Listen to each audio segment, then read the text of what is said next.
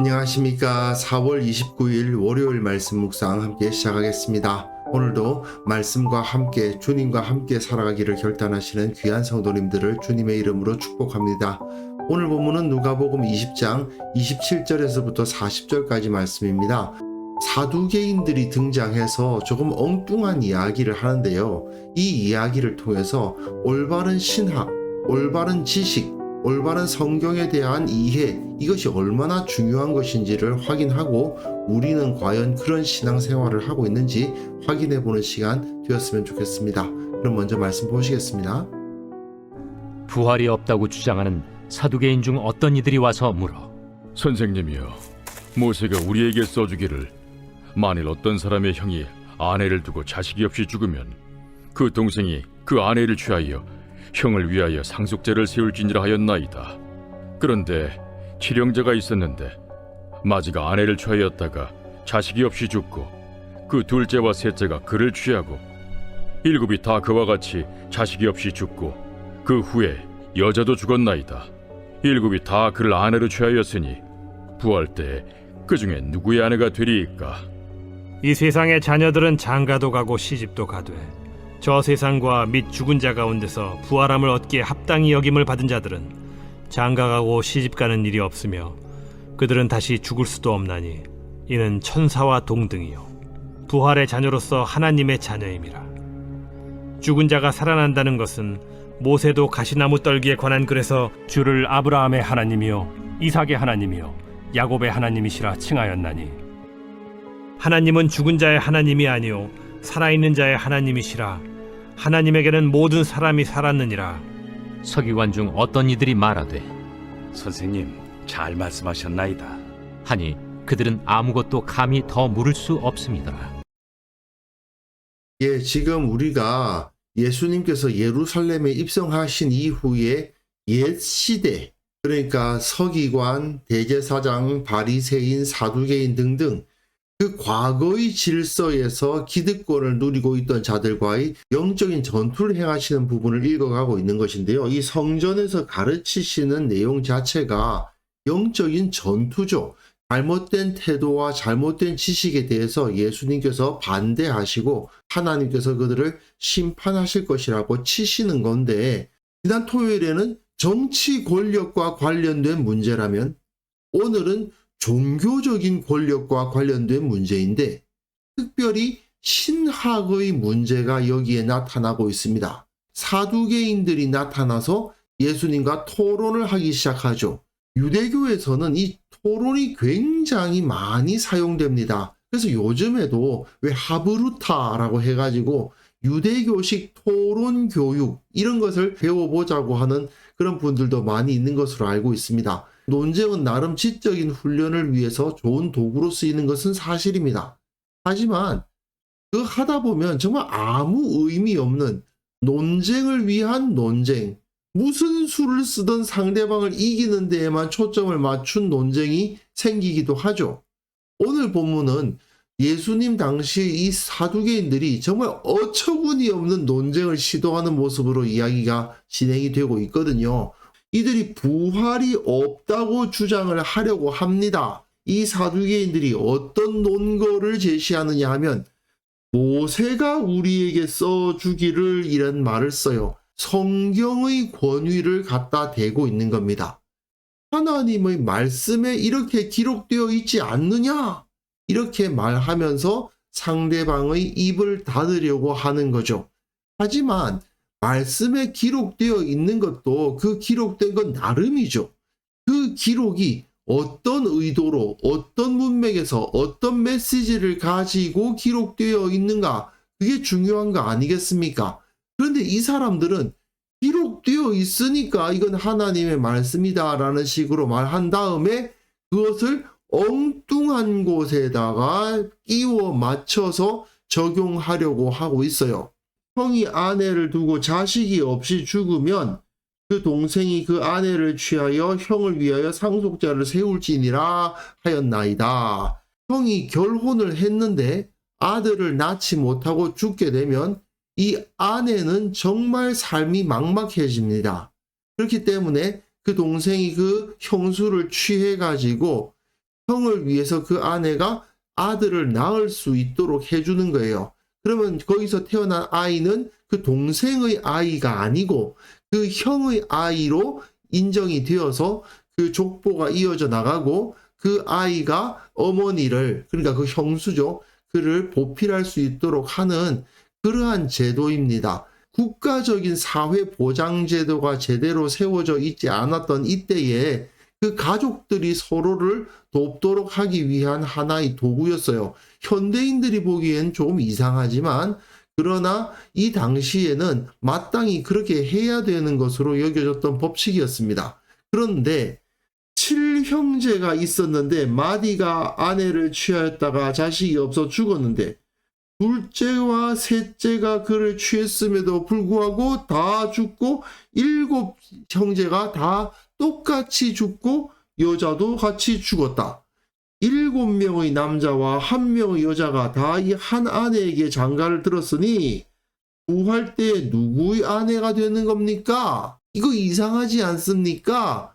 그러므로 부활은 불합리하다. 이런 불합리한 일을 어떻게 하나님께서 행하시겠느냐? 그 말인 거죠.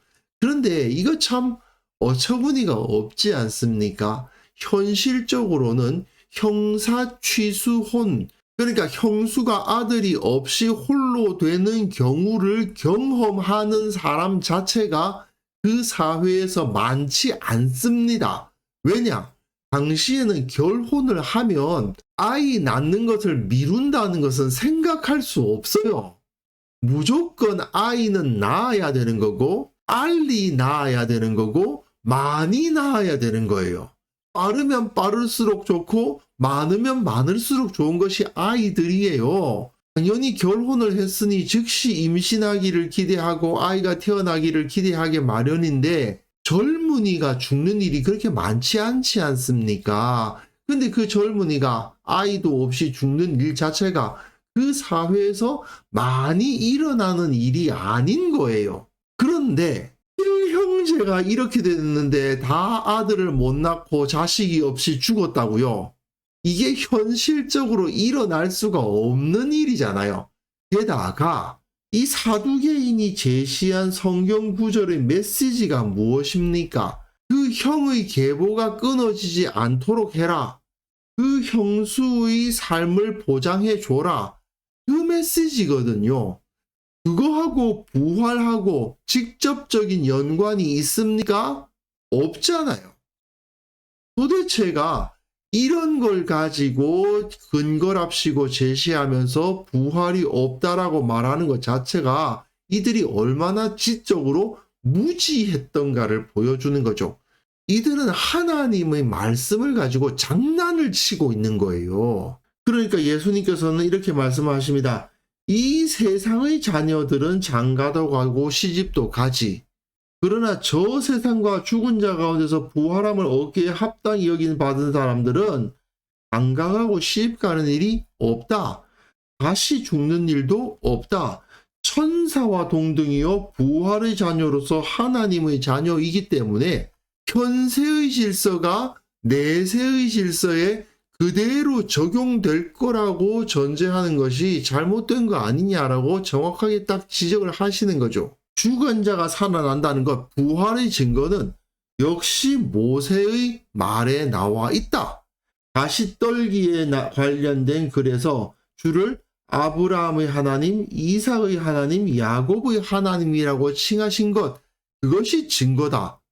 왜냐? 하나님은 죽은 자의 하나님이 아니시오 살아있는 자의 하나님이시기 때문이다. 만약 아브라함이 죽어서 사라졌다면 수천 년 전에 있었던 이름일 뿐이라면 하나님은 과거의 하나님이실 뿐이죠. 현재의 하나님일 수가 없는 겁니다.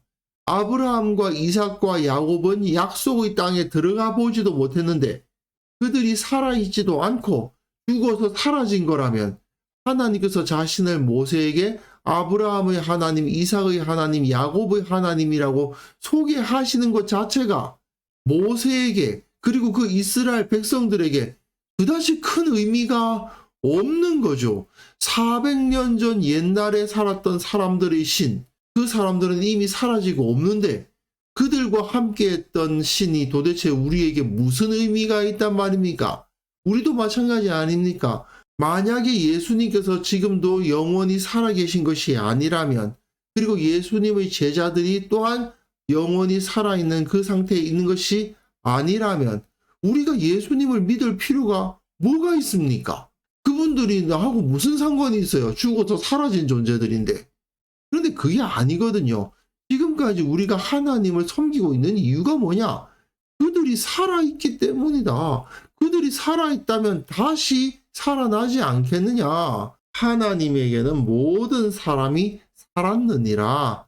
인간의 영혼은 사라지지 아니하고 죄인이든 의인이든 영혼이 남아있을 것이고, 의인들은 영원한 복락에, 죄인들은 영원한 심판에 빠진다. 이것이 바로 우리가 알고 있는 진리죠.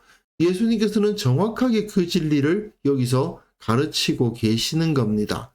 지금 여기서 제시하신 예수님의 근거, 아브라함의 하나님, 이삭의 하나님, 야곱의 하나님, 이것은요, 유대인이라면 어린 애들도 아는 겁니다. 그런데 이 단순한 메시지를 가지고, 이 단순한 메시지가 부활의 증거가 된다는 사실을 사두개인들은 전혀 깨닫지 못하고 있었던 것이죠. 어릴 때부터 들어왔을 이 말씀의 진정한 의미가 무엇인지 그들은 깨닫지 못하고 있었습니다. 결국 예수님께서는 이렇게 탁월한 해석을 제시하시고 예수님의 대적이라 할 수 있었던 서기관들마저도 그 앞에서 인정하지 않을 수 없게 말씀하시고, 그들이 더 이상 감히 물어볼 수 없도록 그냥 그들의 입을 닫아버리실 정도의 강력한 능력을 나타내시고, 또한 그들의 무지와 무능을 드러내셨던 것이죠.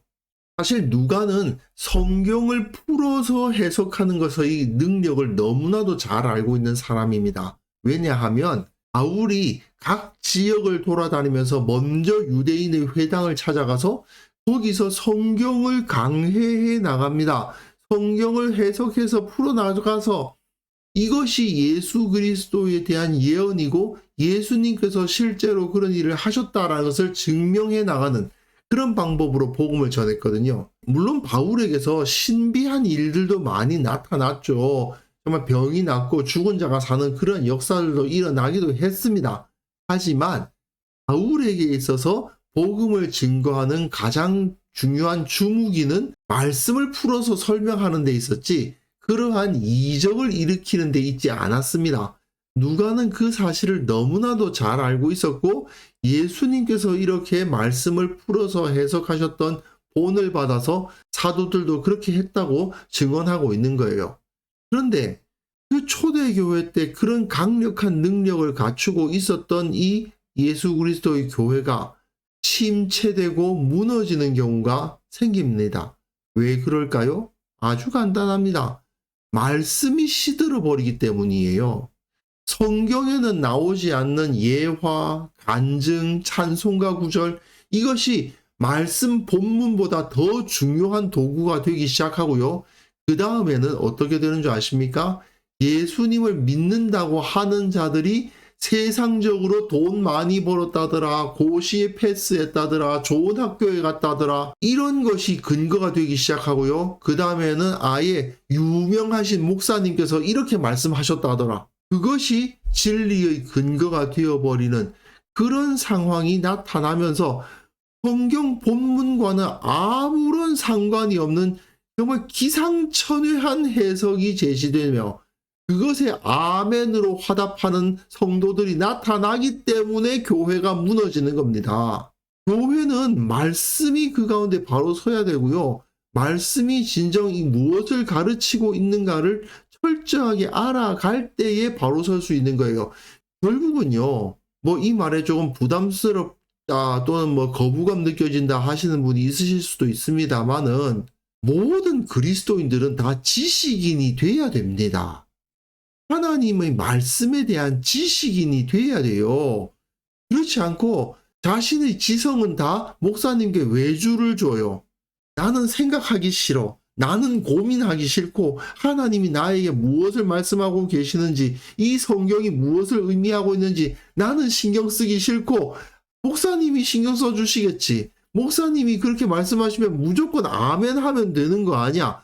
이런 식으로 해서는 내가 영적으로 성장할 수가 없고 그래가지고는 세상을 하나님의 나라로 바꿀 수가 없어요. 비유하자면 이런 거죠. 내가 중고등학교 학생인데 앞에서 수학 선생님이 수학 문제를 이렇게 쫙 풀어주시는 걸 보면서 받아 적고는 이거 뭐 선생님께서 다 잘 풀어주시는데 내가 굳이 이거 문제 푸는 법을 알아야 할 필요가 있을까? 라고 생각하는 것과 똑같은 거예요. 수학 문제 모르겠으면 선생님한테 물어보면 되지. 내가 왜 이걸 고민하면서 문제를 풀어? 라고 말하는 거하고 똑같은 거예요. 그렇게 되면 어떤 일이 벌어집니까? 그 학생은 정말 한 발자국도 발전하지 못하잖아요. 말씀을 알아야 됩니다. 아무리 이야기해도 그 뭐 목사님들이 설명해 주시겠지. 우리 같은 사람이 뭘 말씀을 굳이 알아야 돼. 나는 그냥 목사님이 하라는 거 그냥 말 잘 듣고 있으면 되지. 이렇게 해서는 세상을 하나님의 나라로 바꿀 수가 없고 예수님의 향기를 드러낼 수도 없고 세상 가운데서 진정한 영적인 능력을 나타낼 수가 없는 것입니다. 우리가 예수님을 따르고 있다면 교회가 성경의 바른 해석 위에 설 수 있도록 최선을 다해야 됩니다. 이거 목사들만의 문제가 아니에요. 물론 신학교가 중요하고 목회자들이 더 중요한 건 사실인데 그러나 모든 성도들이 다 성경을 진지하게 대하고 신학에 대해서 관심을 가지고 진지하게 알아가려고 노력해야 됩니다. 그렇지 않으면 이들 사두개인과 같은 정말 어처구니 없는 궤변에 이리저리 휘둘려가지고 진짜 그러네 부활이 없는 거 아니야? 이렇게 오도될 수도 있다는 것을 우리는 정말 깊이 경각심을 가져야 될 것입니다. 그래서 이 시간 함께 기도하실 때에는요, 바른 지식을 갖게 하옵소서. 바른 양심으로 하나님의 나라 올바로 섬기게 하시고 우리 교회 모든 성도들이 성경에 대해서 바른 지식을 갖게 해주시고 또한 이 교회의 신학교들 목회자들 특별히 붙들어 주셔서 그들이 올바른 성경 해석을 하고 올바른 지식을 가르치는 자들이 되게 하옵소서. 함께 기도하는 시간 가졌으면 합니다.